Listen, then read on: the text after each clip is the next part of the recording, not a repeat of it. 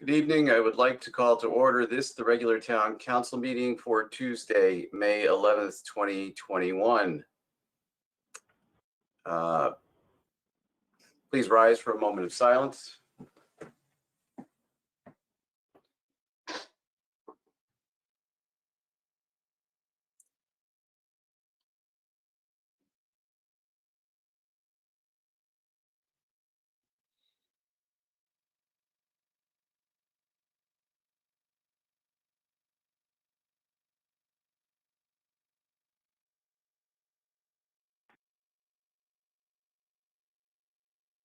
We'll have the Pledge of Allegiance. I pledge allegiance to the flag of the United States of America and to the republic for which it stands, one nation, under God, indivisible, with liberty and justice for all. Madam Clerk, could you please call the roll? Yes, good evening. This came to my attention during this process of looking at. I didn't hear the clerk. Fishbein, Here, Was something I would say. Laff, Here.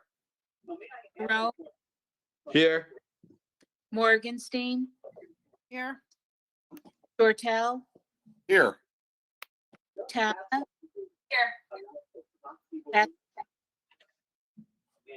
Does this process allow that? Zandri, Here. and Chairman Cervoni. Here. Did you get Councilor Testa's? Testa's here, sorry. Okay, thank you. Yes. All right, before we dive into the agenda, I just want to make my standard announcement. I waited till later in the meeting to allow more people to log on. Members of the public, please keep all of your microphones muted during the meeting unless you are the person asking a question. Also, kindly keep your camera inactive unless you are speaking. This system does not deal well with multiple simultaneous speakers. The audio from only one person will come through at a time. Therefore, please only speak if you have been recognized. I don't have a gavel. I have a mute button, and I'm not afraid to use it. If people aren't participating respectfully, I'll be forced to mute all so the person who has the floor can be heard. We'll now proceed to go through the agenda. If you wish to question or comment regarding a particular agenda item, please type into your chat bar that you do. If you look in one of the top corners of your browser, you'll see the cartoon text bubble. When you click on that icon, a strip will appear. You can type in the box below. When you hit enter, that will, I'll see that in the chat bar. If I could ask you to kindly not clutter the chat bar with other conversation, I would be grateful. It makes it hard for me to keep track of whose turn it is to speak. And I will first look for questions from those who are logged in digitally. And then once I've gotten through the computer logins, I'll go to the phones. If you intend to comment, you must introduce yourself by stating your name and address for the record. We will have an executive session this evening. I will ask those who are not entitled to participate in the executive session to leave the meeting. If you don't leave the meeting, I might get impatient and kick you out. And then I will lock the meeting. After I've locked the meeting, you can log back in and you will be allowed to participate once the executive session is over. With that, we are on to item 3, which is the consent agenda. Mr. Chairman, I move we approve or accept consent agenda items A through P. Moved and seconded. All those in favor, please signify by saying aye. Aye. Any opposed? Hearing none, the consent agenda is approved. Item 4, there are no items removed from the consent agenda. Moving along to item 5, I just want to remind members of the public of the council rules.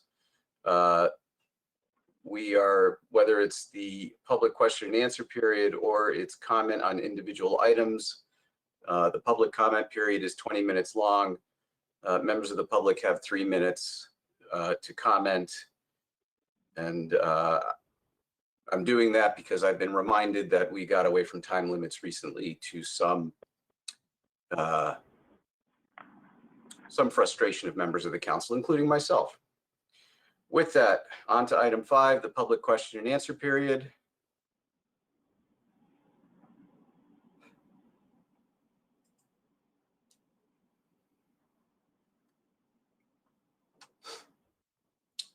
Going once, going twice, 3 times, and gone. Moving along to item 6, which is to conduct a public hearing and consider an act on a bonding ordinance. I hereby convene the public hearing for the $2,107,062 appropriation and bond authorization for the 2021-2022 capital improvement program. The ordinance, which is the subject of this published hearing, is available to the public and may be obtained at this meeting from the town website. Is there a motion and a second to read the title of the proposed ordinance and to waive the reading of the remainder of the ordinance, incorporating its full text into the minutes of this meeting? So moved. Second. Moved by Laffin, seconded by Shortell. Am I correct, Councilor Shortell? Yes. Thank you. All those in favor, please signify by saying aye. Aye. Aye. Any opposed? Say nay. Hearing only ayes, the motion passes. I'll now read the title of the ordinance. An ordinance appropriating $2,107,062 for the planning, acquisition, and construction of various municipal capital improvements 2021-2022 and authorizing the issue of $2,107,062 in bonds of the town to meet said appropriation and pending the issuance thereof, the making of temporary borrowings for such purpose. This is the public comment portion of the public hearing. Are there any comments from the public?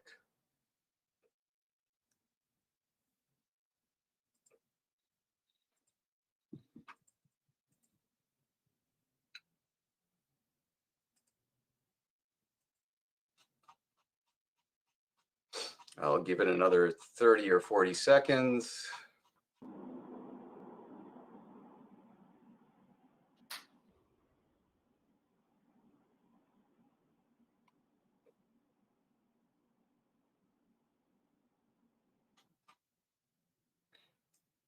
All right, I think we've given it ample time. And the only people logged in via telephone are Attorney Fozzie and Attorney Farrell. Therefore, I will close the public hearing. Is there a motion and a second that the proposed ordinance appropriating $2,107,062 for the 2021-2022 capital improvement program and bond authorization be adopted? So moved. Second. Moved by Councilor Laffin, seconded by Councilor Shortell.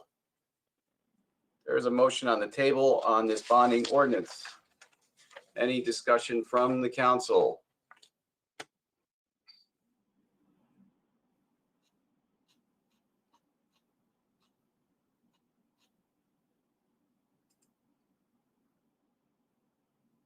Question. Councilor Testa. Sorry if I get this wrong. I asked this, I think, during the budget hearings meeting we had. Are these the projects that are in the upcoming budget we're about to vote on?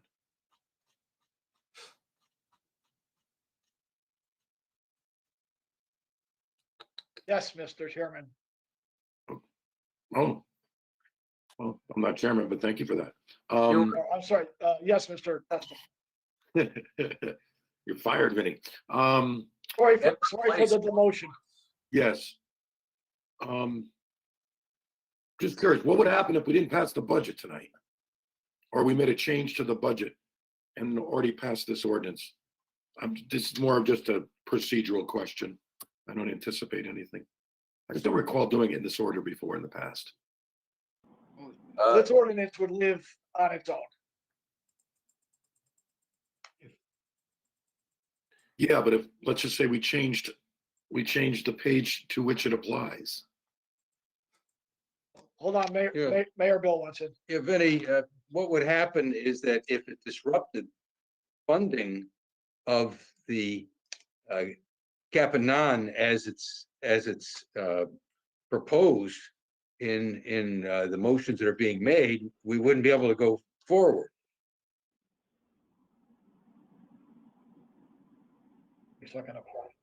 I'm not- But if I don't understand that. well, if there isn't money to fund a project, then you wouldn't be able to move forward with a project. If there were sufficient funds in the cap and non that enabled the project to move forward, then it would be authorized.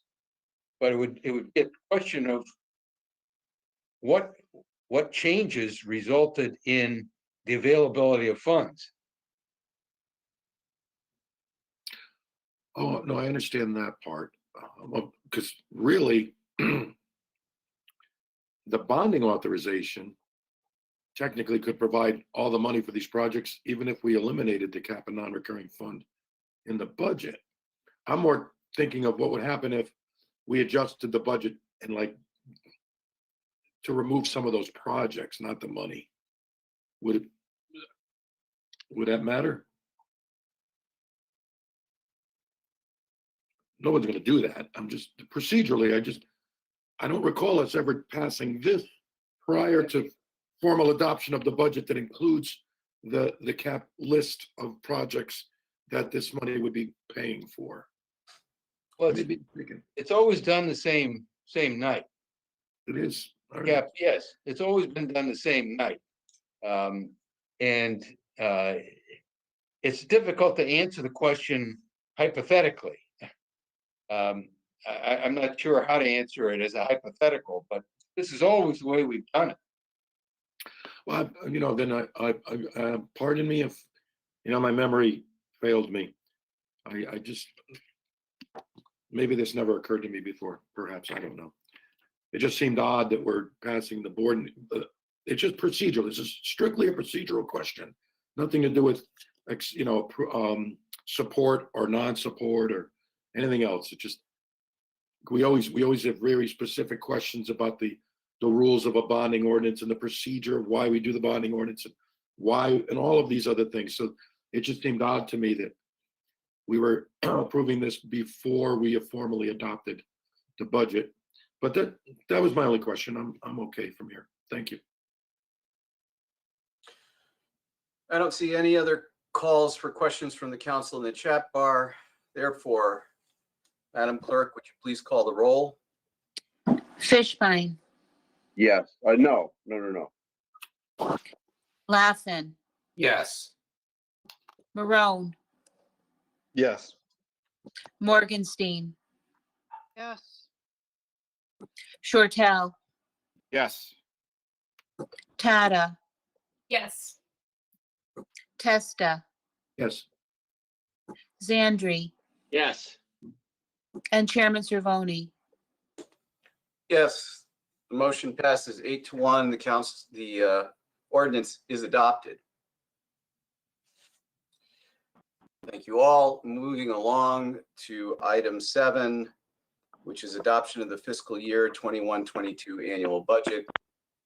I do have a request from Councilor Shortell to make a motion. Thank you, Mr. Chairman. I need to provide some context for my motion before I make it, if you just indulge me. I will get to the motion in a few moments. 3 minutes. Yeah. I want to double the mayor's salary. So listen, no, I'm kidding. It's okay. That's a joke. 2.5 minutes. Yeah, right. I just want to talk through for a moment how we got here tonight. And first of all, just for those of you who are watching or who don't know the process, the mayor presents the budget April 1. The council makes changes to it, whatever it wants to do. And then tonight, as a package, we vote for those changes. The vote, if it passes, means the budget that we changed goes into effect, but the mayor can veto it. We can override the veto in 2 weeks.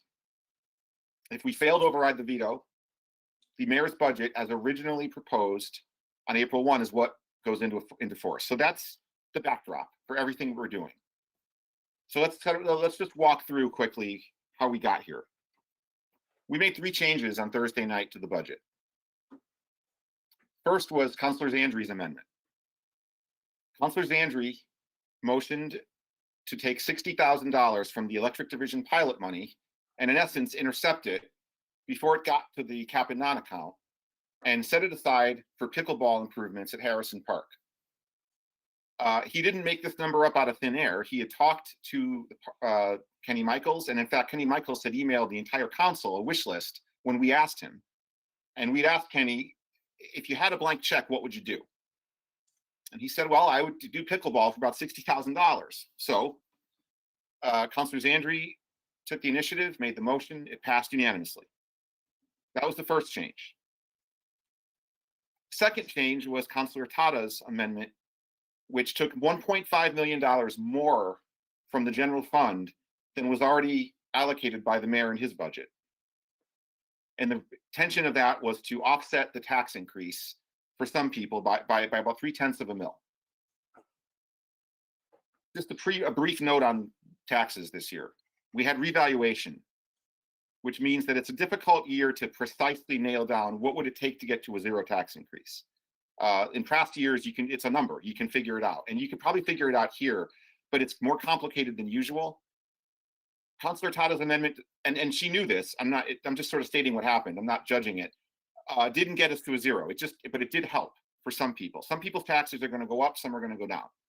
And that's still true after her amendment affects the budget. So that was the second change. The third change was Councilor Testa's community pool down payment amendment. Taking the same approach that Councilor Zandri took, he intercepted $1 million going into the cap and non and set it aside in a capital account as a down payment for community pool. So Councilor Testa's motion passed 5-2 among those present. I know people were kind of in and out of that meeting for various reasons. Councilor Tada's amendment passed 6-1. Councilor Zandri's amendment passed unanimously of those present, if my memory is correct. So here we are tonight. I intend to vote for the budget. I voted for all 3 amendments. I didn't love 2 of them, but I voted. Councilor Zandri's is the one that I agreed with 100%. The others I have reservations about, but I'm going to vote for all of them. My problem is that what's going to happen next is utterly predictable. We are on a path right now. We're going to pass the budget tonight. And what I want you all to do is I want you to challenge. I'm going to make a series of assumptions. And when I'm done talking and I make my motion, please, this is not about arguing about the budget. This is not about arguing about the reserve or arguing about the way the mayor does this or cap. I want you to argue with my assumptions. I want you to tell me I'm wrong. And I will listen if you prove it. This budget will pass tonight. It will pass, I think, 5-4 or 6-3. That's my prediction. It would not surprise me if the minute Deb finishes taking the roll, Mr. Bose hits send and the veto message pops up in the group chat. This budget is dead on arrival. You all know it's dead. And if you don't, you're living on another planet. You're with the rover flying around Mars. This budget is dead on arrival with those 3 amendments. What does that mean? Okay, mayor vetoes it. It means 2 weeks from tonight, in this very time, we will get 1 shot to override the veto. 1 shot. We don't get to cherry pick. We don't get to say, well, all right, I don't like Councilor Testa's amendment, but we'll do the other 2. No, it's 1 shot, 1 package, 7 votes. We don't have 7 votes to override a veto. That's my second assumption. And when I'm done talking, and I hope I get a second, I may not get a second when I'm in a motion, but when I'm done talking, I believe there are 3 councilors who will vote no. And I would like them to confirm that for us tonight as a courtesy to everyone else. And I am not disrespecting them. We can just agree to disagree. This is not about arguing with them. But I believe that Chairman Cervoni, Vice Chair Laffin, and Councilor Fishbein are going to vote no. Certainly tonight, but definitely in 2 weeks. If I'm wrong, please tell me. Where does that leave us? It means the mayor's budget from April 1st goes into effect. So it means the 3 amendments, we lose them. Okay. Councilor Tada made a worthy effort. I applaud Councilor Tada's effort to try to bring some tax relief. So for some people, that 3/10 of a mill, it would go away. Okay. Councilor Testa's amendment, with all due respect, the future of community pool is not connected to that amendment. And I think you would agree with that. I voted for it, and I'm going to vote for it, tonight if I can't convince you all to do something else. But the fact of the matter is, the only way community pool gets done, and I want to say this to all of you watching so we're clear, the mayor has to bring that back to the council and request that we authorize it going back out to bid. That's the only way the new community pool gets built. It is not tied to the amendment with this budget in no way, shape, or form. So we lose that amendment with the mayor's budget being adopted if we can't override the veto. It doesn't change anything. Then we come to pickleball. We lose pickleball. I think that's a big deal. We've gotten all sorts of emails about it. I thought that Councilor Zandri did a great job with that amendment. And frankly, I don't want to see Councilor Zandri's work die on the altar of a vetoed budget. And that's what's going to happen. Now, you may say, oh, what, it's $60,000. The mayor's just going to find it. He's going to do it anyway. Really? Really? Have you been following this year's budget? Let's rewind to last year. We made some cuts this time last year. And to this, the mayor just doesn't randomly dip into the reserves because someone emails him or because we ask him to. Whether you like it or not, he's very strict about the budget. And we've seen it this year. We've seen it with Mr. Baltramitis. We've seen it with the snowplow. So you can't convince me that absent the 60,000 pickleball, it'll just happen. It'll just happen. No, it won't. I do believe, though, that that pickleball is not in and of itself something that would cause the mayor to veto the budget. I am confident of that. Now, the mayor also, I don't want to speak for the mayor. I don't speak for the mayor. I have no insider info. I'm just speculating. But I mean, the mayor said he had to look into it too. He didn't, but the fact of the matter is he was open to looking into the pickleball. I think us putting that money aside with Kenny really helps make that happen. So what I'm asking you to do, I'm begging you to do, let's not go through the whole thing again. Let's not vote 6-3, get the veto, and then we lose the veto on 6-3 in 2 weeks, because that's what's going to happen. And you know it, and I know it. I make a motion that we pass the mayor's budget as adopted on April 1 and with Councilor Zandri's $60,000 allocation for pickleball. That's my motion. Second. I heard a second. It sounded like Councilor Marone. Yes, sir. All right, there's a motion on the table and a second, or a motion on the floor, I'm sorry, wrong Robert's Rules term. And the first request for comment is Councilor Fishbein. Thank you, Mr. Chairman. I'm in support of the pickleball initiative. I've spent some time down at Harrison Park and have viewed from afar the activities, and sometime I'll maybe learn the rules. The fact of the matter is that if the mayor supports pickleball, we don't even have to wait for this budget to go into effect. We've already identified monies in the cap and non-recurring account that far exceed any expenditure for pickleball. The mayor could come to us tomorrow and say, I recommend that $60,000 of that approximately $2 million in reserves be put in the Park and Rec budget this year, this spring, so that next week this work can be done. That's possible. Moving ahead from that, I have to question the procedure that we sit here with today, because when we put in place the pre-budget day process, the intent there was to discuss any modifications to the budget. And I thought that the understanding was that whatever resulted from that meeting was the council's budget to be voted on tonight. in comparison to what the mayor had submitted to us. You know, I hearken back to, I think the first year that there was some sort of adjustment. I think we gave $1,000 to the planning and zoning department or that area of town hall to put in Wi-Fi. And we voted on that at the pre-meeting, and that was approved by a majority of the body. And then we came to the night, like tonight, where we're voting on the budget, and all of a sudden a motion was made to remove that.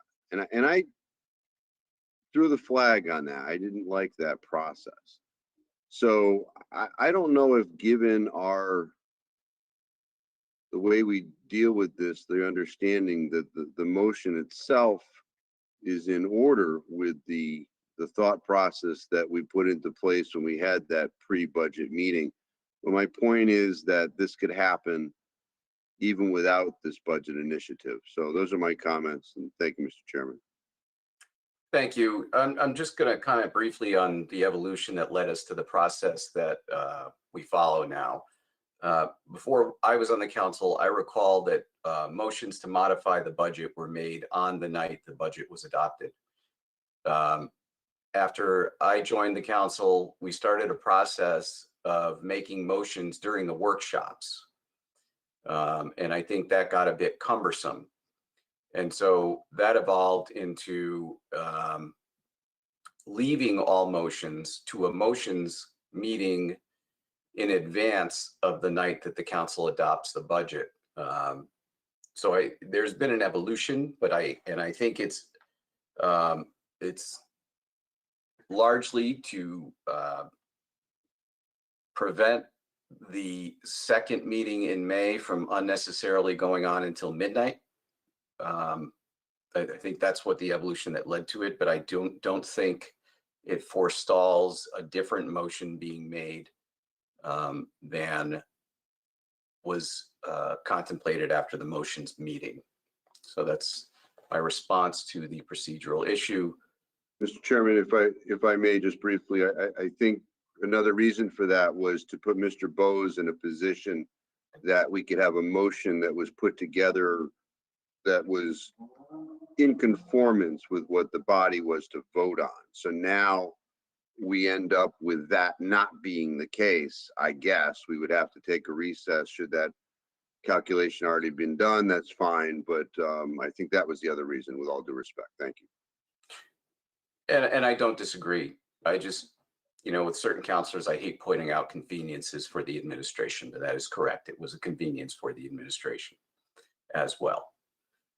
With that, next up is Councilor Testa. Excuse me. Thank you, Mr. Chairman. I have no objection with procedurally with Councilor Shortell's motion. I was here when we were doing it the old way, and we would, on the night of budget adoption, certain times, certain years, we were recalculating on an ongoing basis. They were playing with the calculator for hours. Having said that, I agree with Councilor Cervone's explanation of how we got where we are. And overall, when any of us have big ideas, it does make sense. It's convenient. It's procedurally, it helps to do all that on a night prior to budget adoption night. But that doesn't preclude anybody deciding they want to make another change tonight. It's a meeting. We can do that anytime we want. So I don't object to that. I don't think it's going to open the door to a bunch of changes. I don't think it's going to make it difficult for anybody to figure out where we would be if any of this happens. So I'm okay with that.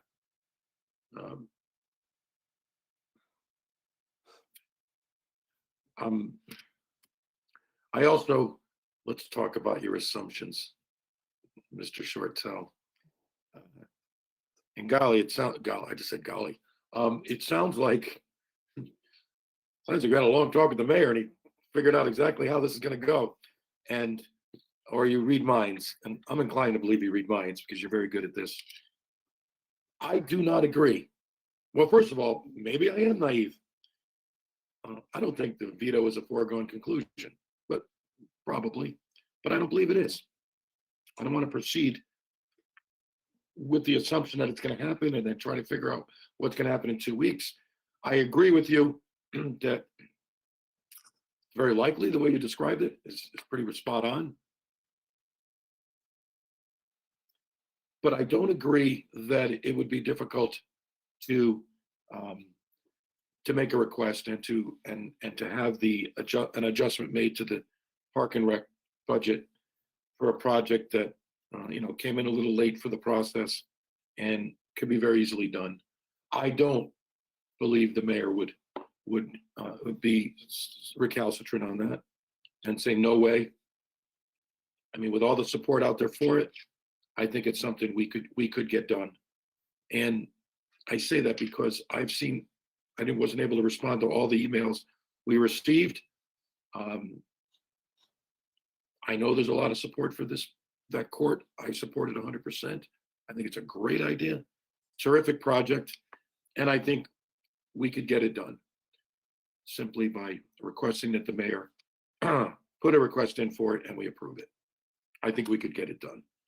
So I'm not as adamant.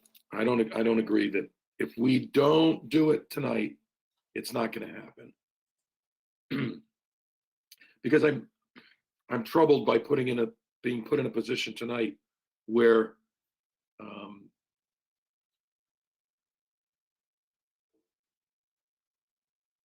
okay, it's an either or.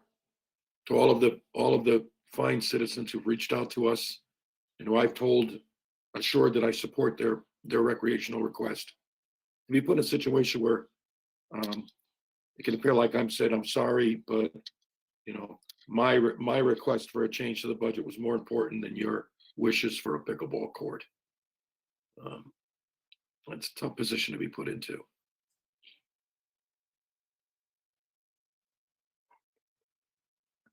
I understand what you're trying to accomplish. I can respect it. I just don't think it's absolutely necessary. Thank you. Counselor Zandri. Thank you, Mr. Chairman. So I'd like to start out by saying, Counselor Shortell's probably on a good trajectory to make a lot of calculated estimations on what might occur. I mean, if I'm going to look back at history, you can see where he's lining up his thought process and where his logic is. It makes a lot of sense to me to make those types of estimations. They're the same ones I would make myself. I'd like to kind of just state in general that even if it's a foregone conclusion or just about a foregone conclusion, I'd like to let the process just write itself out. That way, we never come back to an idea of, well, you never know how it might have gone because we kind of interrupted the process and stopped it before it could have unfolded that way. We don't know 100% that it would have been a veto, but it's really, really likely based on the mayor's standard. I don't want to call it opinion. It's his seasoned experience in the way he acts, the way he handles and manages things. It's very likely it'll occur. But if it's going to play out, I feel like we should let it play out, and then we could deal with next steps after that. If it passes, and I'm along the lines of believing that we're going to be looking at a 6-3 on the passing of the budget tonight. We're only looking for one vote for the potential override of veto when we get there. I mean, more likely than not, we will.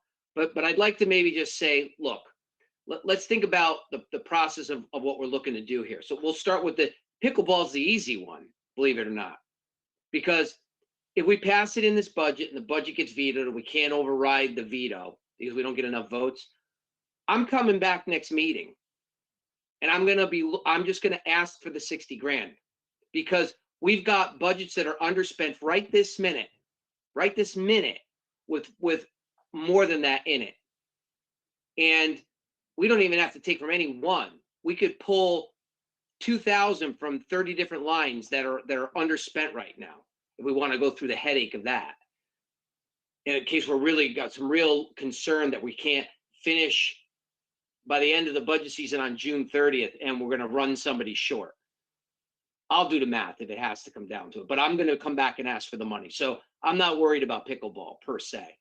I feel like we have the ability to get this done. For Counselor Testa's item for community pool, I think he said it best. I mean, it's going to take the mayor to come back to do this, but it's the right idea to start setting the money aside. We can do that going forward and in the future.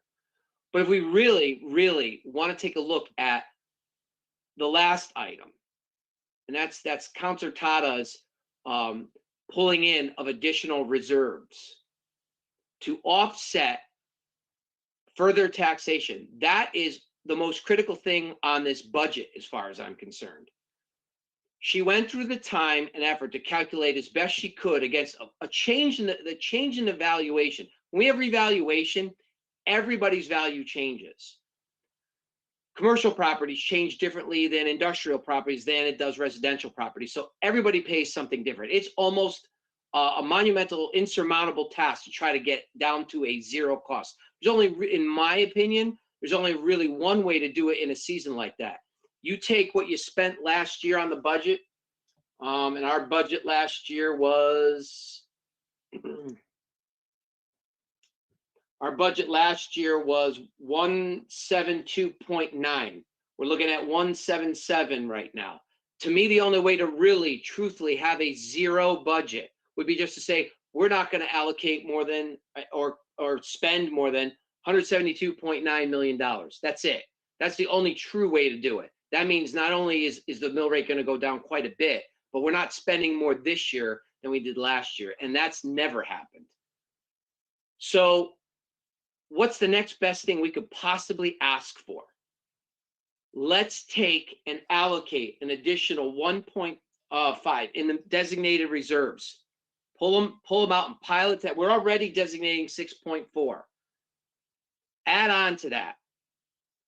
When we return the money, whether we return all of it or some of it, we still are not going to spend all of it. It's never, ever happened. This is the key factor that I don't want any of us to lose. By just changing that number and saying, if we really needed to do it, we would dip in. In order for us to hit Counselor Tada's money, the add-on money, we would have to blow through $6.4 million. In 20 years, the most we've ever blown through was 1.7 back in 2005, 2006. So we'd have to go through the entire allocated 6.4 to really start to go back and say to Counselor Tada and all of us who supported it, see, this is what we're talking about. Now we're actually spending the extra money. Forget for a moment that if it wasn't there, we blew through that whole number, we'd be going deeper into the hole. It's not going to happen. There are no safe bets. There are no guarantees. When we held this budget last year and overrode it with 7 votes, the veto came in, we overrode it set by 7, just the 7 we needed. There was all kinds of discussions of what that meant and what that was going to do. We're not there yet. We're not on June 30th yet. But we are on target to return the entire 7.4 we allocated last time, and then some. And then some. I would like to ask everybody to support this budget, the way we've got it, the council budget, because it takes in consideration the one key thing that we all talk about, and that is to try to curb spending and keep taxes as low as possible. That's what we're doing here. That's why I support it. And that's why I hope all of us support it. Thank you, Mr. Chairman. Councilor Shortell. Thank you, Mr. Chairman. Just a few comments. Appreciate all the feedback so far. Councilor Fishbein, when you get to it, yes or no, would you override a veto? Yes or no? Just putting that out there whenever you're ready to answer that. You didn't answer it last time, and this, I'm just curious. Again, I voted for all these things. I voted for all 3 amendments. So I'm not here to argue the amendments. What I'm here to argue is this thing's dead on arrival. And to the point about we're just gonna ask for 60,000 in 2 weeks. Rob Baltramitis still can't buy his $90,000 snowplow.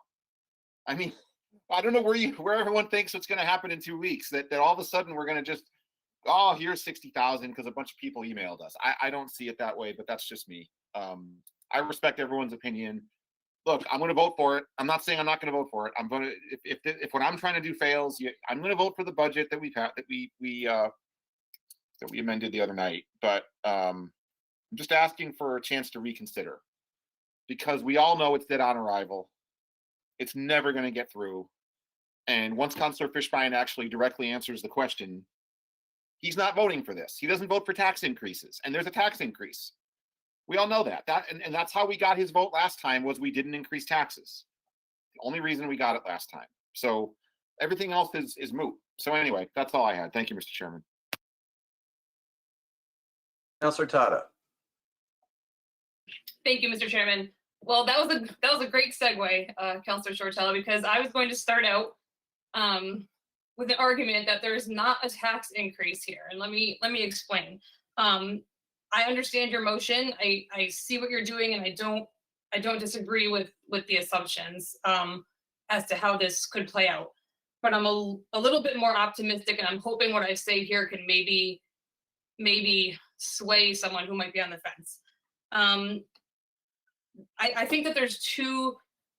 If I would have to guess, based on history and what's been said at the workshops and the meetings, I think that there are two main reasons why somebody would not support the budget that the council that we agreed upon at the motions meeting. The first reason I think someone might say is that there's a tax increase and they don't ever support tax increases. I would argue in this budget, there is a tax decrease. Let me explain.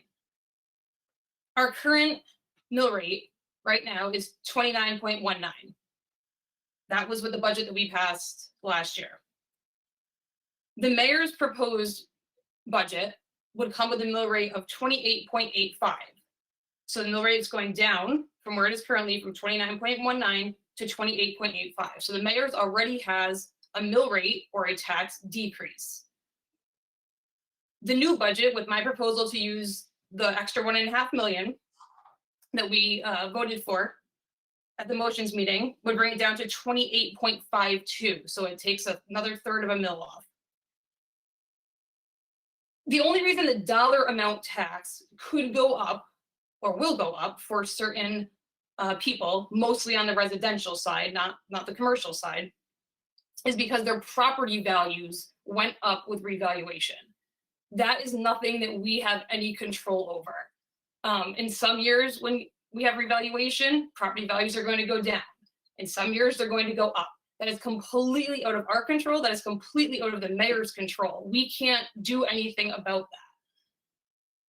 It would be the same thing as saying that somebody chooses to add on to their house, and so their house value goes up, and then their taxes go up. The mill rate hasn't changed. It has nothing to do with anything we did. Of course, their taxes are going to go up because their house is now worth more. But that's nothing that we have any control over. So when I say that this budget has a tax decrease, the mayor's already had a mill rate decrease, and then ours that we agreed upon the other night that the majority of us voted for has even more of a tax decrease, more of a mill rate decrease. So to argue against that would be like saying, okay, this person would be charged $300 more because of the value of their house went up this year. And then you say, okay, well, the plan the other night, we can give you 150 of that back. But then somebody might say, well, no, I'm going to vote for nothing. I'm going to charge the whole 300 because I can't give you zero. Well, why wouldn't you give them the 150? I just can't reconcile that argument. There's an easy way to give people tax relief, and it's going to have zero effect on anything, most likely. Councilor Zandri really spelled that out pretty clearly, so I don't need to re-bring that up. But in the past 20 years I looked at, we've never come close to dipping into that money that we take from reserve. So so that would be what I would say about the tax increase. It's a tax decrease based on the mill rate. The other argument that I think some people might be thinking is that they don't like using money from reserves for recurring expenses. And what I would say to that is that we do that every single year. The mayor's budget does that. The mayor's budget takes 6.4 million. So we're just adding another 1.5 million. And again, as Councilor Zandri showed us, we're not going to touch the 1.5. We're probably not going to come close to touching the 6.4, or maybe just a small portion of that. So if the argument is that, you know, in theory, you don't like to use money from reserves for operational expenses, we do that every single year. And even if this doesn't go through, the mayor's budget is still going to do that. So either way, with either of these, you're using that money. Let's see. Well, I guess I just, you know, about this particular motion, while I understand what Councilor Shortell's doing, I would rather go for the full motion that we worked on the other night. You know, this is my second budget now, and I was very happy that last year we had a bipartisan effort that went through. We got to the 0 last year. That was great. And again, this year, it's a bipartisan effort. You know, there were motions from both sides. We agreed on things. We voted on the motions the other night. You know, and what do we hear all the time with politics? That people don't like when people can't work across the aisle and it's, you know, this versus that. And we haven't done that. In my 2 budgets that I've been here now, they've both been bipartisan. And I think that that's a good thing. You know, everybody's kind of getting something they like. Maybe you have to compromise and take a little of something you don't like. But I'm very happy with what we proposed last week. And so to Councilor Shortell, to directly answer your question, even though I'm not sure it was directed at me, but I will not be supporting your motion because I am going to be in support of the original amendment that we agreed upon the other night. Thank you. Next is Councilor Laffin. Thanks. So, right. Sorry again, I had to leave the motions meeting. I tried to attend remotely as I was driving. The reception was not good where I was going. I couldn't stay. I would not support all of the package of motions that came out of the last meeting, as Councilor Shortell stated, and I would not vote to override. So I'm going to directly and bluntly answer those questions right now. I do agree with Chairman Cervoni's breakdown on the procedure. So I wanted to say that too and join the other councilors in agreeing with that. I do appreciate the bluntness of Councilor Shortell's motion, and I do support pickleball. And I was there for that vote the other night. To Councilor Tata to answer some of your questions. So, I mean, first of all, this really at this point, if I'm going to add to Councilor Shortell's predictions, comes down to whether Councilor Fishbein buys the spin and the angle that Councilor Tata was just going through. If it's, you know, so right, so the mill rate is technically going down, but some people are paying more. And if they weren't, then why would we even be discussing all of this? Why would we be trying to shift revenue streams and to respond to something that Councilor Zandri said? Now, Councilor Zandri and I've agreed with a lot of what Councilor Zandri has said as far as where he's coming from over the last term. And he and I actually end up usually on opposite ends of the decision, but I still agree with everything he's saying, and I appreciate his approach and his matter of factness about it. But this doesn't curb spending. This just changes where the money comes from. We didn't cut anything. If we cut anything, you know, every year I talk about, you know, let's cut something. Let's cut $300,000 from general ed, from general government, and another $600,000 from the Board of Ed. That's cutting. The Board of Ed surplusing every year, and we're giving increased budgets on surpluses. but nobody wants to do it. That's fine. So we'll just keep going with it. That's fine. You know, how we haven't come close to using that to this general fund money. That's not true. We've gone into it the last 4 years. The last year is a gray area because we only really went into it because the Board of Ed gave us back money that we looped back around and all this other stuff. So we do go into it. We don't go into it by $8 million. But as I state every year, I'm never comfortable with the amount of money that we hinge on this. But that I do think that it is part of a larger game and equation that none of us, frankly, have been able to master and figure out exactly how the mayor and Comptroller Bowes figure this out. Now, getting to that, as we all saw, and I pointed out this year, last year's efforts were good. I didn't agree with them, but it moved the needle. But what we then saw was kind of what ended up being predicted at one point.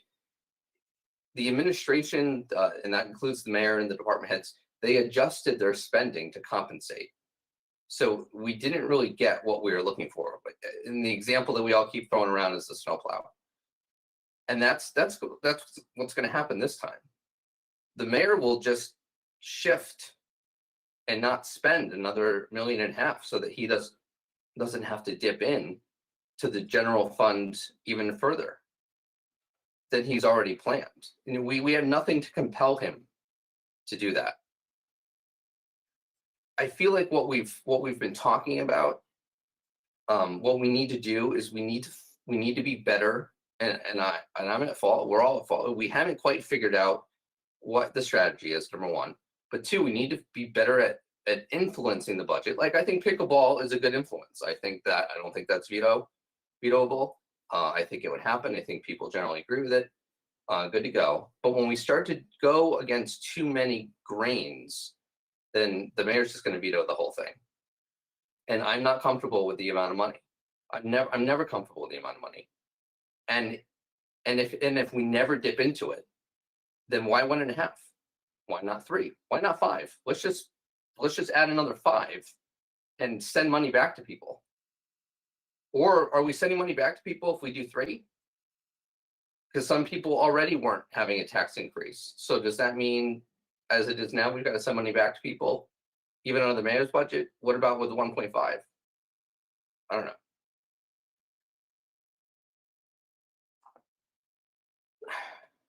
I mean, we're gonna, I think part of Councilor Shortell's intent was to avoid a lot of battles, a lot of long hours, in addition to what we already had on Thursday. As Councilor Tessa said, Councilor Fishbein, first of all, aside from not answering the question, he thinks that if the mayor wanted pickleball, he could do it right now, and that's true. I guess that's true, right? Everybody would agree, but he hasn't done it right now. So that feeds Councilor Shortell's argument. Now, Councilors Andrea and Councilor Testa reference, well, this isn't about pickleball. We can do pickleball anyway. We'll find a way, whatever.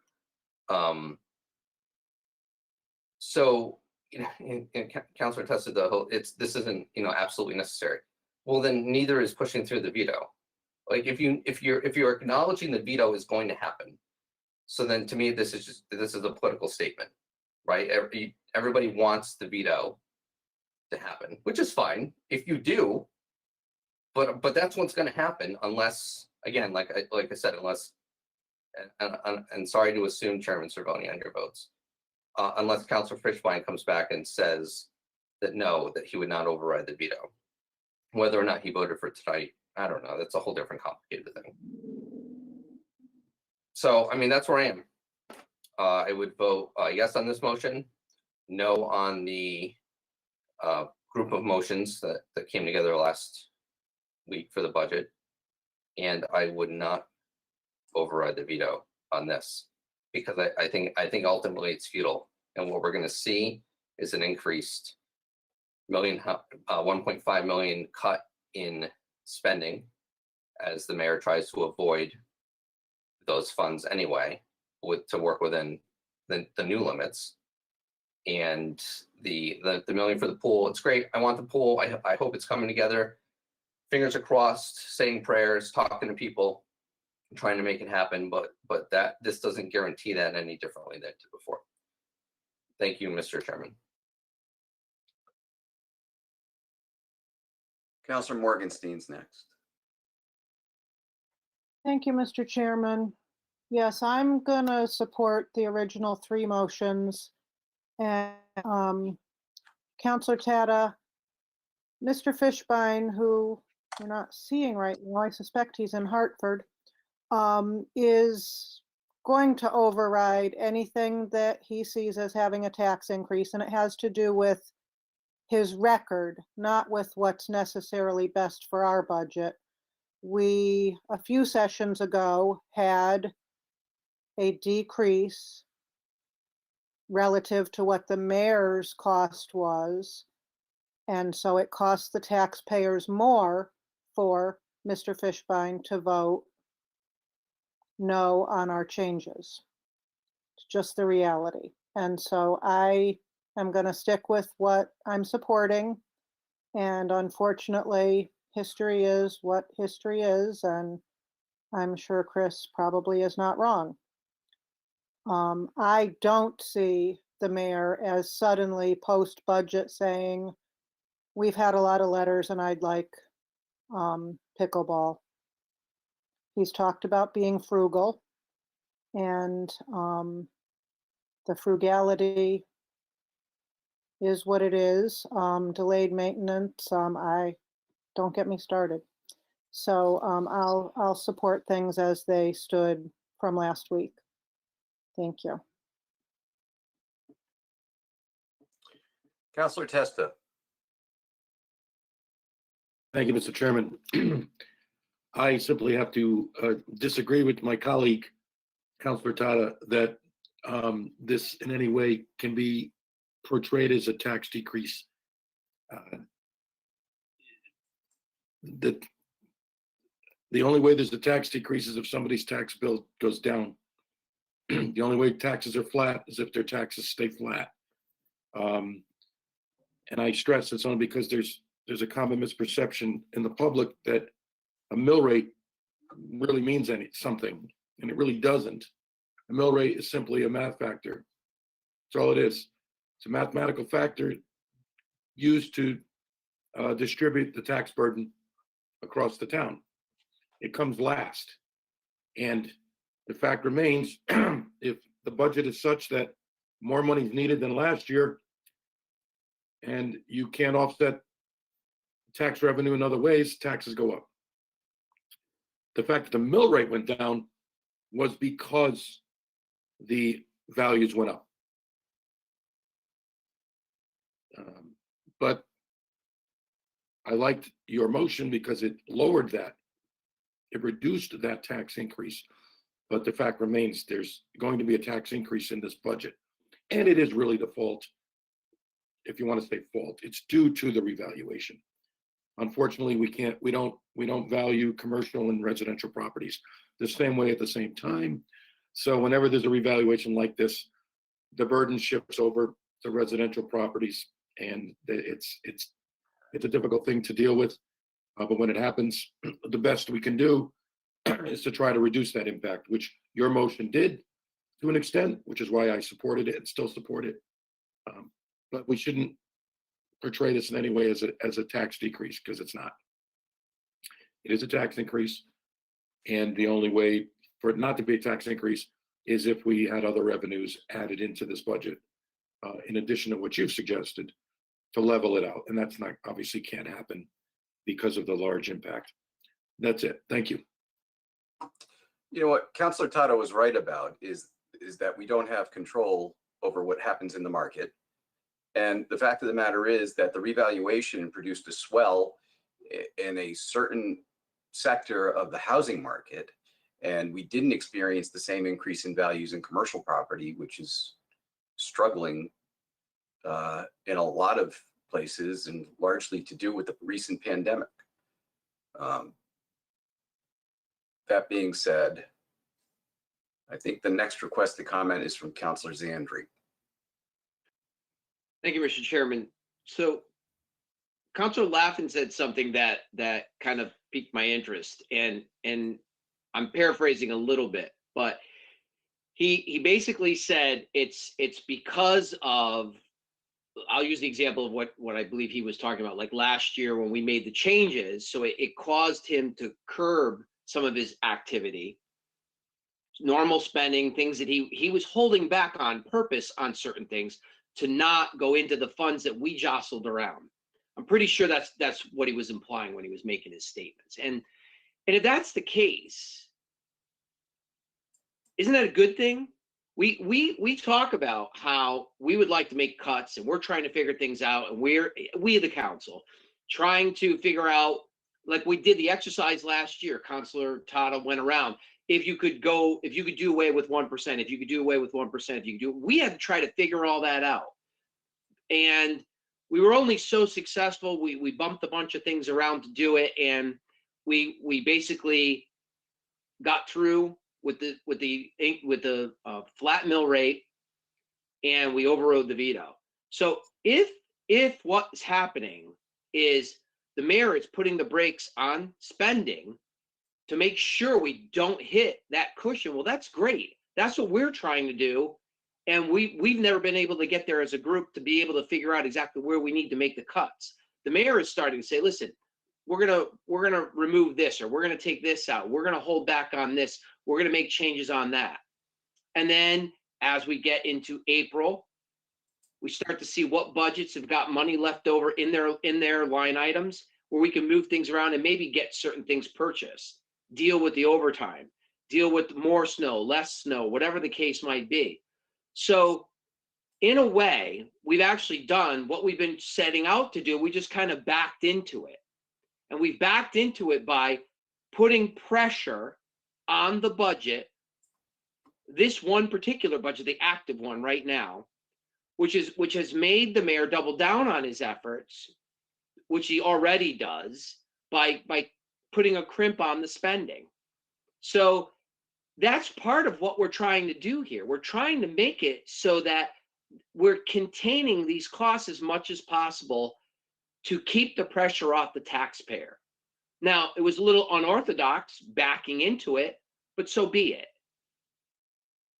If adding these additional funds to the designated reserves that we're going to allocate towards this future budget, the one we're voting on right now for July 1, means that even more scrutiny needs to happen, even more effort needs to happen to cut back on expenditures, then this is a roundabout way to do it, all the better reason to support it.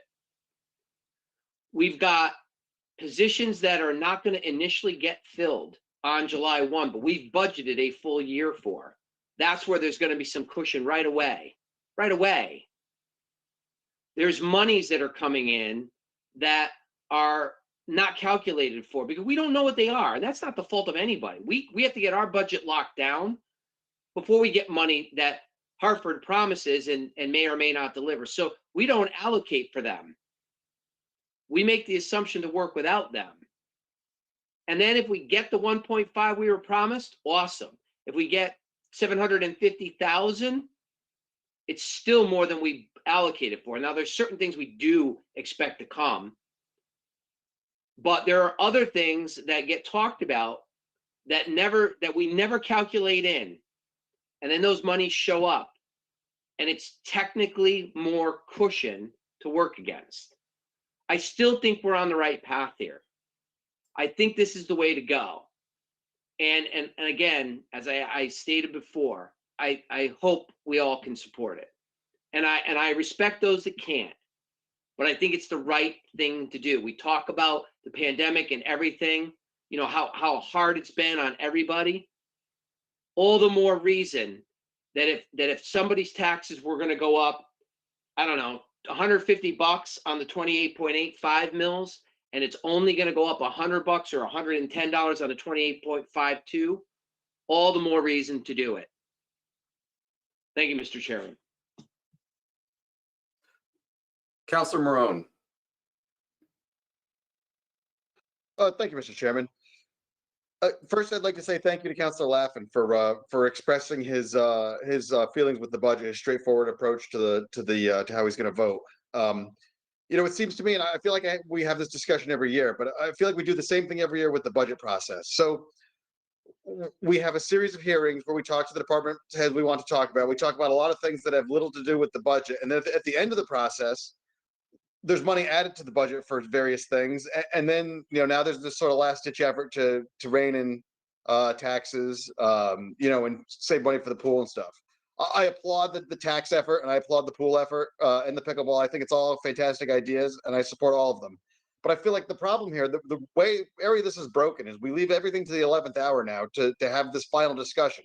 So tonight's going to be a long meeting, right? We're going to have another meeting, another long meeting after the budget veto, which we all know is going to happen.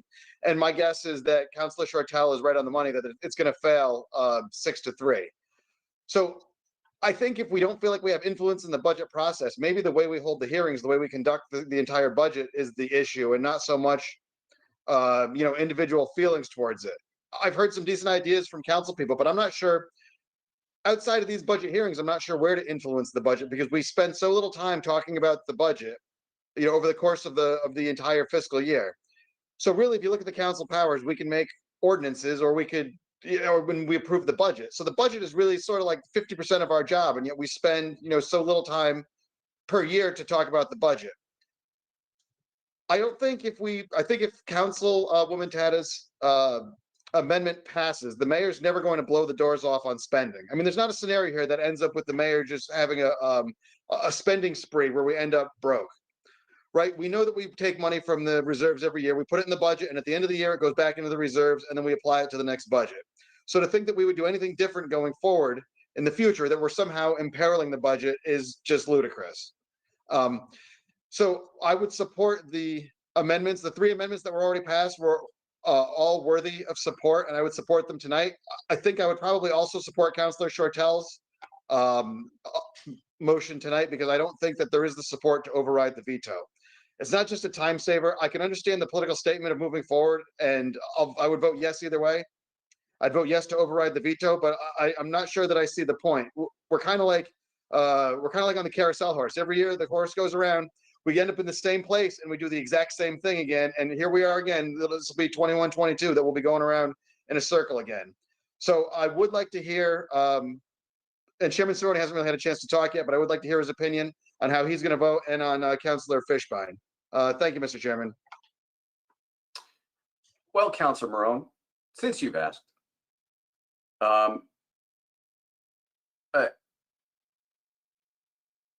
in my time on the council, we've had, I believe, 4 deficit budget years. That means we have gone into that savings account beyond what was projected by the mayor when he made the budget the year before. Most recently, we saw a downgrade in our credit rating. While our credit rating is still good, we had the best, and I don't know why we wouldn't continue to aspire for that. When we do borrow, we get the best interest rates, and that's the best way to assure that. As far as the $1 million taken from the pilot for the pool, it's money that could just be parked there unless there is some administrative initiative to get to work on the pool. And my vote against that is not out of a lack of support for the pool. I believe that the pool in its present condition, if we decided to invest the money it takes to restart that pool, we'd have to tackle the surface issues, tackle some of the concrete issues, and pray to whatever higher power you worship that when we turn on that filter pump, that there's not some massive water explosion that shuts down North Main Street Extension. Not to mention the fact that the building facility, the lockers and the food facility, that was really probably state of the art in like 1972 and is clearly inadequate and you know, a stack of code violations. I mean, something that's almost as old as me really, you know, needs a lot of TLC to function, and I just don't see that happening. So my point is, I'm not against the pool renovation that's proposed. I didn't like the timing last year, but I could support it I just don't see the point in funding it this way and starving other projects that are important in town, like roads, just to make a political statement about funding the pool. So I'm a yes on this vote, and I forgot to mention pickleball. Yes, I support pickleball, but I'm a yes on this motion. I'm a no on what happened Thursday night, what came out of Thursday night. And if there's a veto, I'm a no to override it. With that, next is Councilor Shortell. I'm just having visions of this like Poseidon Adventure tidal wave coming off North Main Street Extension when they try to turn the pool on. I just want to follow up on a few. I appreciate everyone's discussion and the comments. I think we maybe some of I don't agree. Well, I do slightly disagree with Councilor Zandri on the lessons of last year. Well, this year's budget, what we changed last year for this year. So I'm going to quickly address that because it wasn't about spending. The thing we accomplished in the budget this year, we got the 0 mill rate increase, which I think was good for everyone in COVID. You know, the people in the town, the businesses, but we did it two ways. We starved Cap and Non by about $828,000 because there was all this extra money in Cap and Non, just like there still is. That part worked. We said use the audited fund balance, and then now we have again this year that has led to the sequel, which is the pickleball motion and the community pool motion. That's doing the same thing, but it was putting that old money for use by the people. That was the accomplishment last year. The other part of what we did did make some cuts, about $400,000 of cuts. And that's where we ran into some trouble. The snowplow example was out of those cuts. And those cuts, by the way, had 9 people supporting them. There was an attempt to divide the motion last year because those people wanted to vote on the cuts separate from the other part. So the cuts did have full support, but we were told we had to cut specific items, and then we cut overtime, and it led to the snowplow. But I guess my point is, and we've had a lot of talk about, you know, my specific motion, but we've also had a lot of talk about the philosophy of budgeting and taking money from the general fund. My read on the kind of the big philosophical divide here is not about the mayor spend. The mayor doesn't spend money. I don't know why people are talking about, well, we have to cut spending. The philosophical thing that we can't all agree on is the amount of money we keep in reserves. That's the thing we don't all agree on. And how do we make that old money work for people? I think that's the issue. And it's hard to do in the budget. It's hard. So anyway, I think I just wanted to make that point. I appreciate Councilor Tada's attempt to Jedi mind trick Councilor Fishbein into thinking that there is no tax increase. Councilor Fishbein, I don't know if he's even in the meeting anymore, but he still hasn't answered the question if he would vote to override the veto. Look, I don't want to belabor this. I almost want to call the question, but I haven't heard from Councilor Fishbein. There he is. It's like the Emperor's hologram just popping up. I really would love to hear from him. Are you gonna? There he goes. There he goes. Transmission interrupted. He's not voting, I don't think, for this budget, and he's not voting for this to override the veto, unless you throw in another $2 or $3 million to assure that nobody's tax bill goes up. If somebody's tax bill is going up, he's not going to vote for it. Councilor Morgenstein's right. It's about his record. Councilor Testa's right. People's taxes are going up, some of them. He doesn't believe in that. I'm not here to argue that with anyone. That's just who he is. That's how he votes. So we all know that. And so this is doomed to fail. So all these things that everyone said that weren't about my specific motion, but that were justifying Councilor Tada's motion and justifying Councilor Testa's motion, with all due respect, your motions are going to fail. They're dead. And you know it, and I know it. And I don't mean to put you in a tough spot, but it's true. And you can say, oh, I'm still going to vote for it. Well, fine. Then you're making a political statement. I'm trying to give us an out to just do the right thing. But I respect if you guys don't want to go along. And I appreciate everyone's commentary. Thank you, Mr. Chairman. The one thing I forgot to mention when I was talking, because I do that so often, is winter.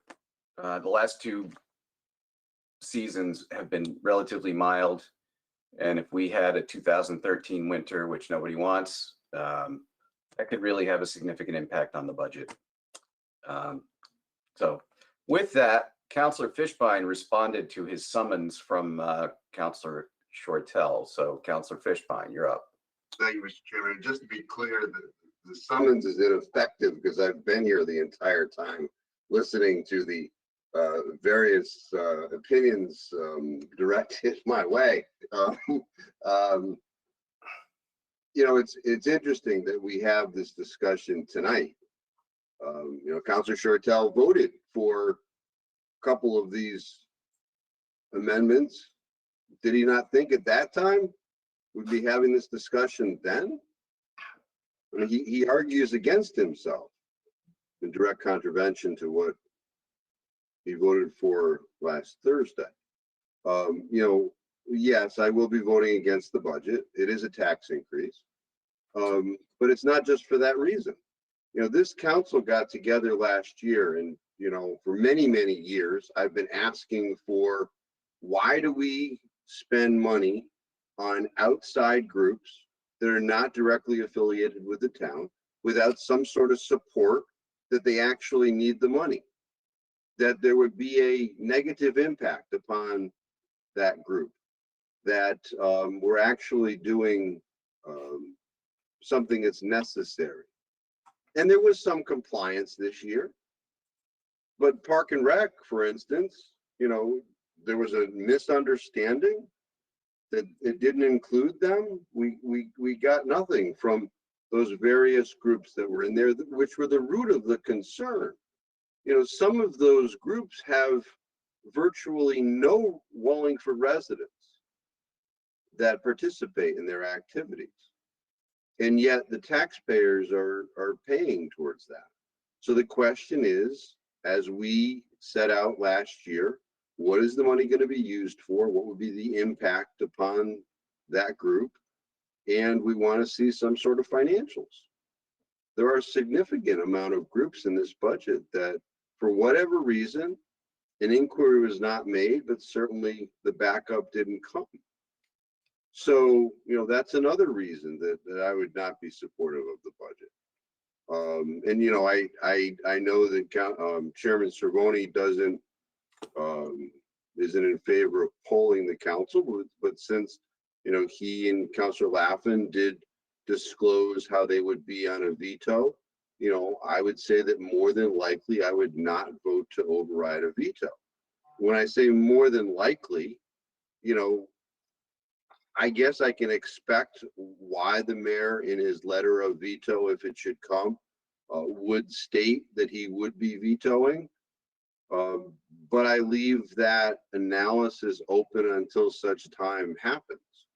So I just say more than likely, because that's, you know, weeks away if it ever is to happen. So I think I've responded to the various inquiries that have been put forth here tonight. And I thank you, Mr. Chairman, for the opportunity. And I'm turning off my camera because of the low bandwidth, just so that everyone's aware.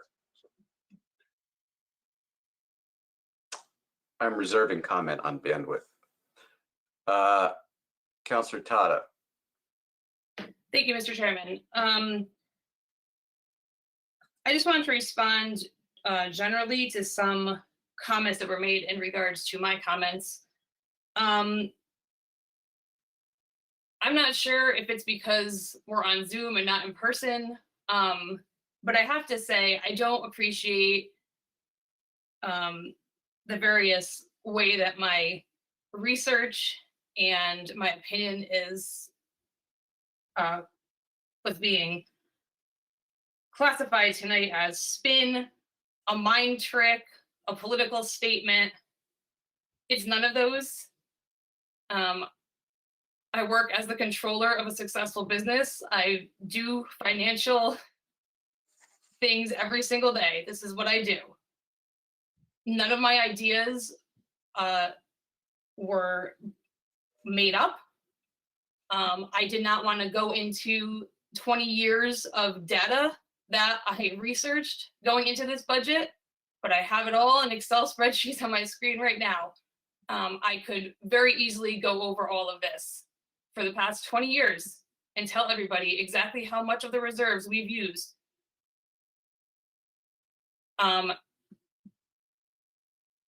One of the comments made it sound like we would be spending all of this money, or that we never spend any of it. I'm just looking back now. Let's see. I'll just go over maybe 5 years or so. Of 4.2 million that was allocated from reserves, we spent 1.42.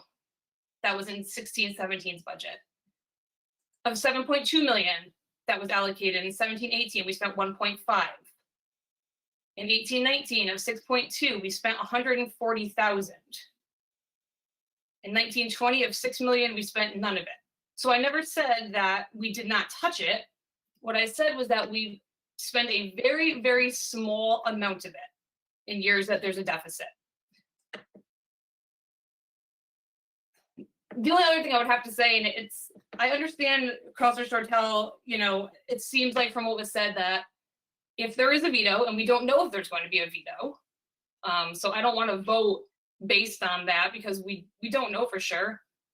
Maybe the mayor, is listening to this and says this is what the council wants, and we can make it work, and maybe there won't be a veto. So I'm not going to vote tonight based on the fact that maybe the mayor is going to veto this. I'm going to vote tonight based on what this council decided upon, what we researched, what we spent a month questioning and getting to.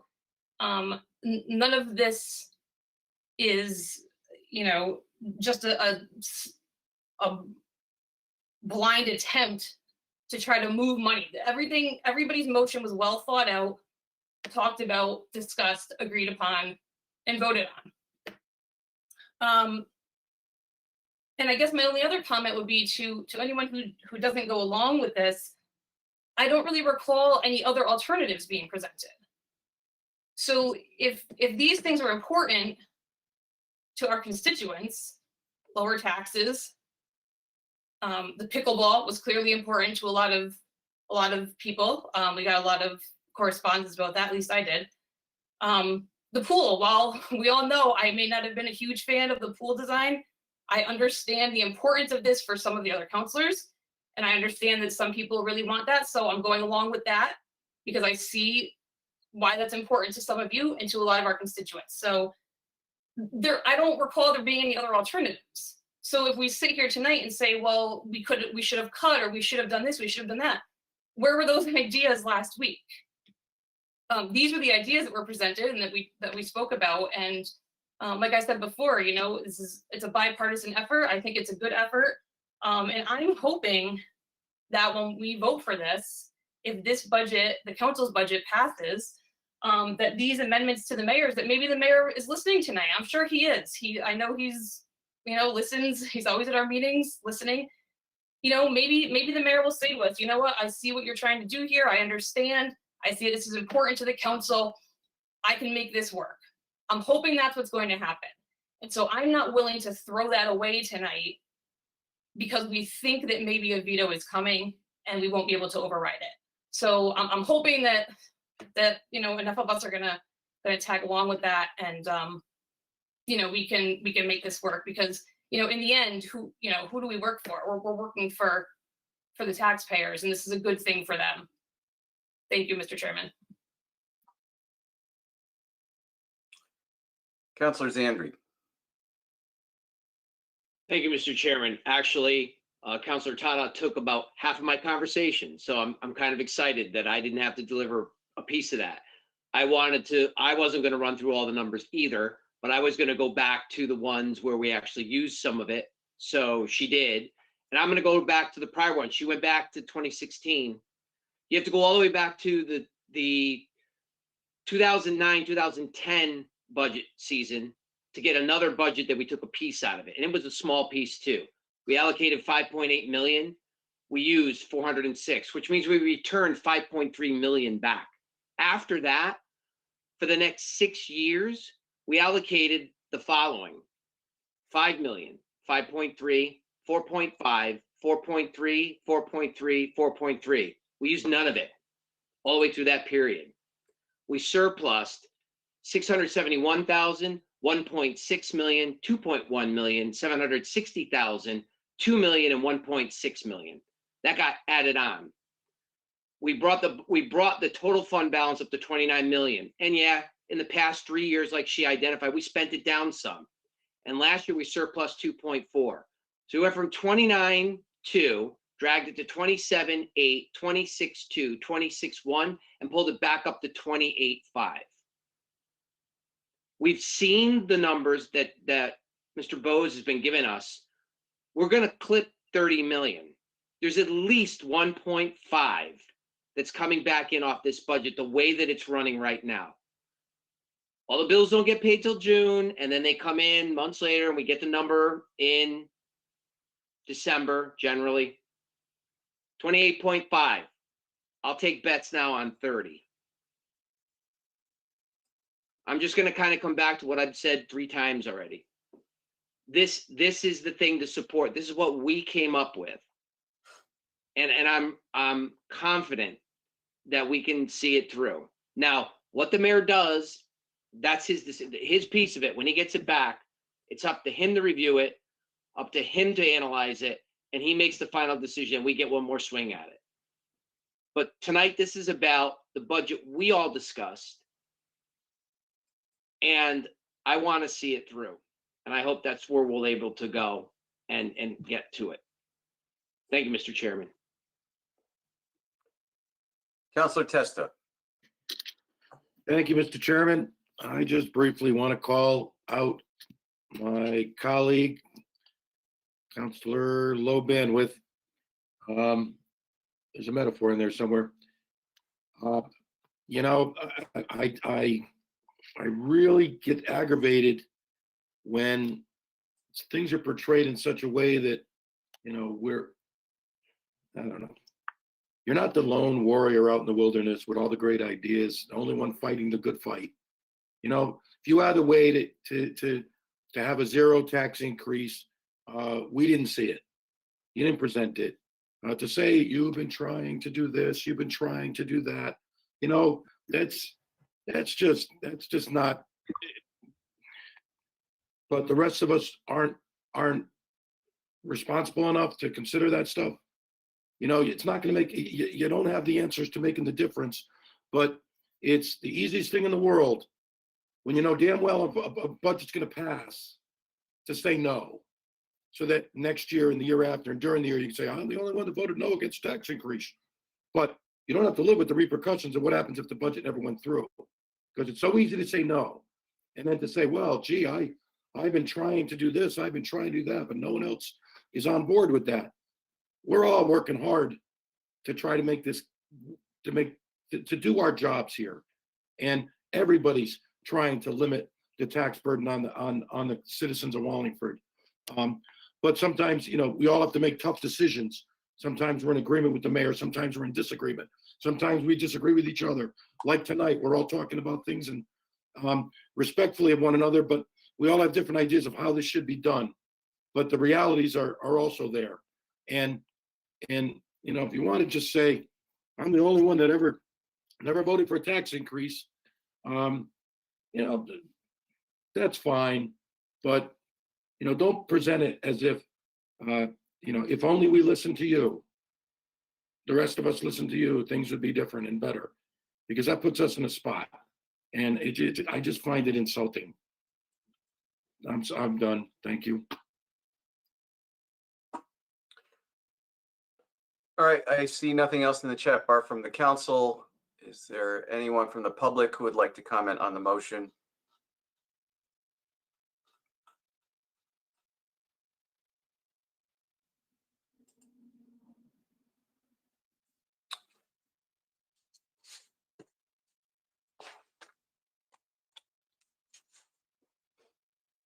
There being none, Madam Clerk, would you please call the roll? This is on Councilor Shortell's motion.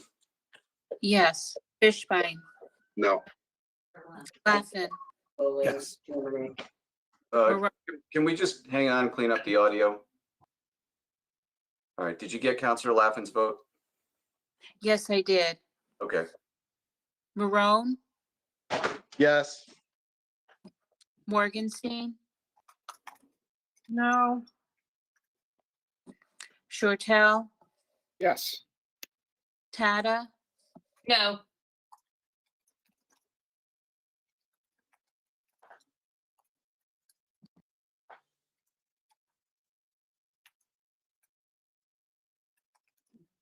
Deb, we lost you after Tata.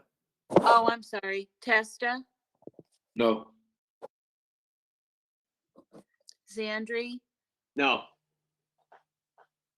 and Chairman Cervoni. I vote yes. Counselor Shortell's motion fails. We need a motion on budget then as amended by the council. Mr. Chairman, I move to adopt the total general fund revenue budget of $177,090,079 per the changes made to the mayor's proposed budget on the attached reconciliation detail sheet for the fiscal year beginning July 1, 2021. Is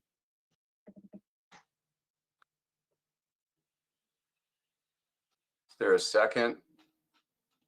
Second. Moved and seconded. Discussion on the motion.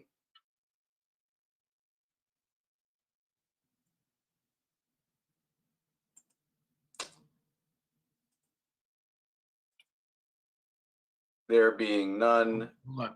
I'm sorry. I might have missed that. Is that off the agenda or is that a separate motion? Can that be? clarified for me? that's the motion based upon the amendments that were made by the council on Thursday night. Mr. Bose emailed that to all of us. on Great, Friday. thank you. We've been around. I just want to make sure I'm on the right page. Thank you very much. All right, no discussion from the council. Any comments from the public?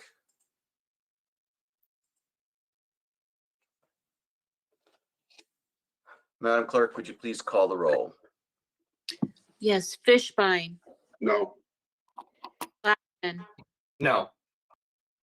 Marone, Yes. Morgenstein, yes, Shortell, Yes. Tata, Yes. Testa, Yes, Zandri, Yes. and Chairman Cervoni. I vote no, the motion passes.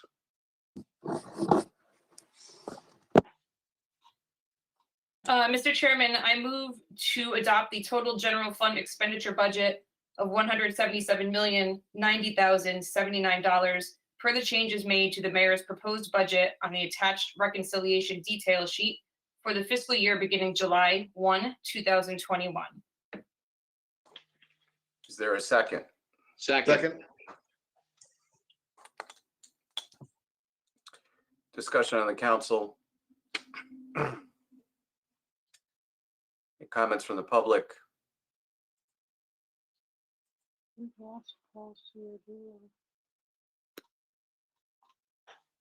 All right, there being none, Madam Clerk, would you please call the roll? Fishbein, No. Laughlin, No. Marone, Yes. Morgenstein, yes, Shortell, Yes. Tata, Yes. Testa, yes, Zandri, Yes. Chairman Cervoni. No, the motion passes. Mr. Chairman, I move to establish the property tax rate for the fiscal year beginning July 1, 2021 at 28.52 mils. Real estate and personal He's not done with the motion. real estate and personal property taxes in excess of $100 shall be made in 2 installments. The first of which is due July 1, 2021, payable on or before August 1, 2021. The second installment shall be due January 1st, 2022, payable on or before February 1st, 2022. Real estate and personal property taxes of $100 or less shall be paid in one installment due July 1st, 2021, and payable on or before August 1st, 2021, as provided by Connecticut Statute, Chapter 204, Section 12-144. Motor vehicle taxes shall be made in one installment due July 1st, 2021, and payable on or before August 1st, 2021, as provided by Connecticut General Statute, Chapter 204, Section 12-144A. Delinquent motor vehicle taxes shall be paid only in cash or by certified check or money order, as provided by Connecticut General Statute, Chapter 204, Section 12-146. Property taxes in an amount of less than $5 shall be waived. Checks in payment of property taxes, which have been returned by the bank, shall be subject to a $35 fee. Second. Moved and seconded. Discussion from the council. Comment from the public.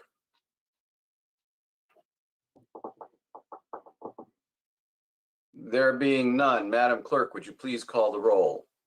Fishbein, No, Laffin, No. Marone, Yes. Steen. Yes, I'm sorry, I interrupted you. Could you say that again? yes, Shortell, Yes. Tata, Yes. Testa, Yes. Zandri. Yes. Chairman Cervoni. No, the motion passes. Mr. Chairman, for motion 4, before I make the motion, do you need me to read all of the line items or just the motion at the top? Just read the motion at the top and then just say that you're incorporating what you will give to the clerk. Yes, sir. I move to adopt the budgets of the divisions of the Department of Public Utilities for the fiscal year beginning July 1st, 2021, as herein stated, including the Electric Enterprise Fund, the Water Enterprise Fund, and the Sewer Enterprise Fund. Second. Moved and seconded. Discussion on the council or the public. There being none, Madam Clerk, would you please call the roll? Fishbein, no, Laffin, Yes. Marone, Yes. Morgenstein, yes, Shortell, Yes. Tata, Yes. Testa, Yes. Zandri. Yes. Chairman Cervoni. Yes, the motion passes. Mr. Chairman, I move that we adopt the budget of the Capital and Non-Recurring Expenditures Fund for the fiscal year beginning July 1, 2021, in the amount of $2,107,062 revenues per the changes made to the mayor's proposed budget on the attached reconciliation detail sheet, and $2,107,062 expenditures. Second. Moved and seconded. Discussion on the council or the public.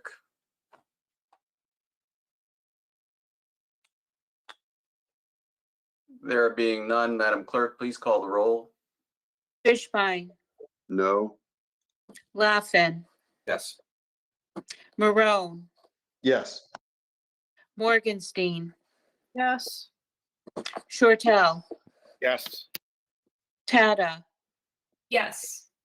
Testa, Yes. Zandri. Yes. Chairman Cervoni. Yes. The motion passes. Mr. Chairman, I move to approve special funds of the Board of Education of the Town of Wallingford for the fiscal year beginning July 1, 2021, as attached hereto and made a part hereof, pages A through C. Second. Moved and seconded. Discussion on the council.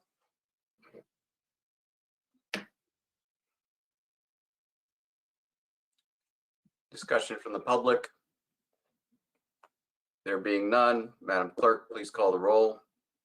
Fishbein, No, Laffin, Yes. Marone, Yes. Morgenstein, yes, Shortell, Yes. Tata, Yes. Testa, Yes. Zandri, Yes. Chairman Cervoni, No, motion passes. Mr. Chairman, I move to approve special funds of the town of Wallingford General Government for the fiscal year beginning July 1, 2021, as attached hereto and made a part hereof, pages D and E. Second. Moved and seconded. Discussion on the council. Discussion from the public. There being none. Madam Clerk, please call the roll. Fishbein, no, Laffin, Yes. Marone, Yes. Morgenstein, yes, Shortell, Yes. Tata, Yes. Testa, Yes. Zandri, Yes. Chairman Cervoni, Yes, the motion passes. Mr. Chairman, I move to approve capital appropriations in force reserve fund for the fiscal year beginning July 1, 2021, in the amount of $3,119,742 revenues and $3,119,742 expenditures. This represents the amount as of April 30th, 2021, which may decrease as expenditures occur through June 30th, 2021. This amount may also increase if the council approves any unspent Board of Education funds to be carried forward, 2% fund, for fiscal year ending 6/30/2021. Second. Moved and seconded. Discussion on the council. Discussion from the public. There being none, Madam Clerk, please call the roll. Fishbein, yes, Laffin, Yes. Marone, Yes. Morgenstein, yes, Shortell, Yes. Tata, Yes. Testa, Yes. Zandri, Yes. Chairman Cervoni, Yes, the only unanimous one. Mr. Chairman, I move to authorize the chairman to sign 3 copies of the finalized budget, 2 to be filed with the town clerk, and 1 to be placed on file in the Wallingford Public Library. Second. Moved and seconded. Do we really need to talk about this? I have a comment, Mr. Chairman. Oh, good God. Not just kidding. But I may vote no. This is my last budget vote. I may vote no on this just because I've always wanted to vote no on this, but we'll see. Mr. Chairman, I'd like to know how you're gonna vote on this before I vote. I think it would be very helpful for the public if you told us, since you usually vote last, but I thank you to whatever you choose to do. I'm going to reserve my vote until last. Madam Clerk, please call the roll. Fishbein, Yes, Laffin, Yes. Marone, Yes. Morgenstein, yes, Shortell,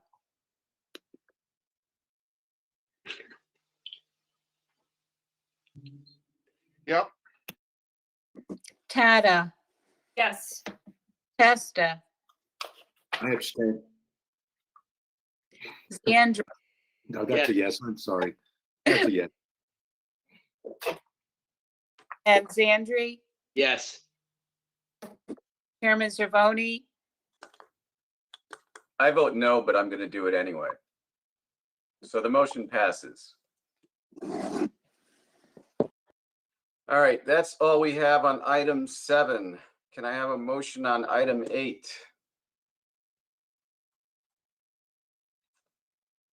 Sorry, switching back screens. Mr. Chairman, I move to approve the sale of 1,500 square feet of town land abutting Barbarino's property in Route 5 for $500 by quitclaim deed to Rin Street Associates. Second. Moved and seconded. Can somebody in the administration or law department please tell us what this is about? Good Yes, evening. This is, Go ahead. it's Town Attorney Jerry Farrell. This is a very small piece of land. It isn't landlocked, but it's on a paper street. The Barbarinos have acquired properties around it, and it is assessed for $500. And I'm told that the assessor had thought the Barbarinos owned it, and they've been taxed on it. They've been paying the taxes on it for years. The town has no use of it. There's a long history about the property in that area, but equities are that it's good move for the town to rid itself of this property, and it's equitable to let them buy it for $500. That's it. All right, thank you. Is there any question, comment, difficulties, gripes?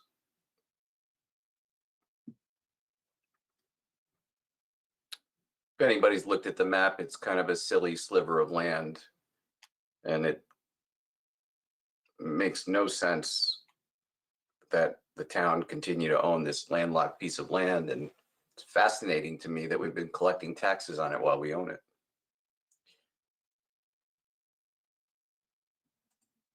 Nothing from the council, anything from the public? All right, Madam Clerk, would you please call the roll? Fishbein, Yes. Laffin, Yes. Moreau, Yes. Morgenstein, Yes.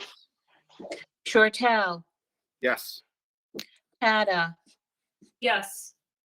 Testa, Yes. Sandri, Yes. Chairman Cervoni. Yes. Second unanimous vote tonight. All right, with that, I don't think we have anything for item 9, but we do have item 10. Can I have a motion to go into executive session? Yeah, So hold on, moved. Mr. Chairman. Yep, so moved. I don't have the spelled out. It's to go into executive session pursuant to section 1, 206E and section 7, 232A, section 1-210B1, 5B, and 10 to discuss draft tax and power purchase proposal and obtain legal advice related thereto. That is Councilor Laffin's motion to go into executive session. Is there a second? Second. Moving seconded. All those in favor signify by saying aye. Aye. Aye. Any opposed? Hearing all ayes, I declare the council in executive session. And if you are not part of the executive session, please leave.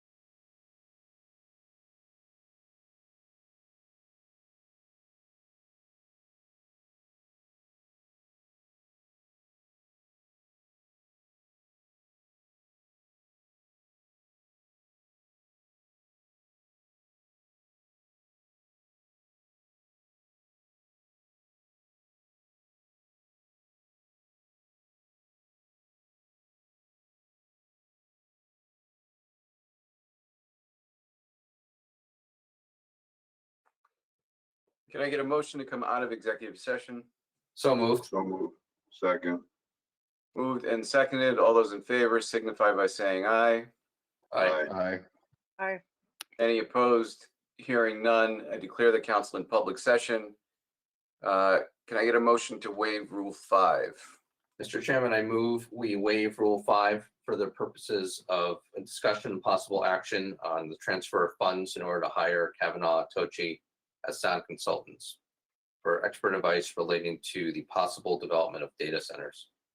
Second, Moved and seconded. All those in favor of waiving Rule 5 to add that item to the agenda signify by saying aye.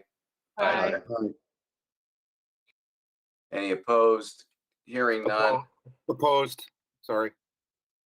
Is that Shortell and Marone opposed? Or just Shortell? I think it's just Shortell. Just short term. Okay. You must have said it twice and sounded different each time. Huh. So one opposition to the amending of the agenda.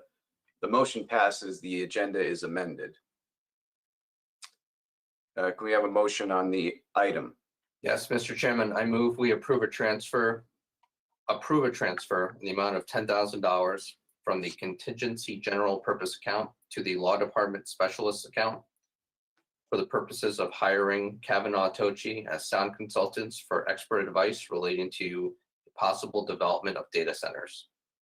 Second, Moved and seconded. Any discussion on the motion? Counselor Tata. Thank you, Mr. Chairman. Did this or will this go out to bid? No. For the reason, it's over the limit, correct? It No, is- it's not.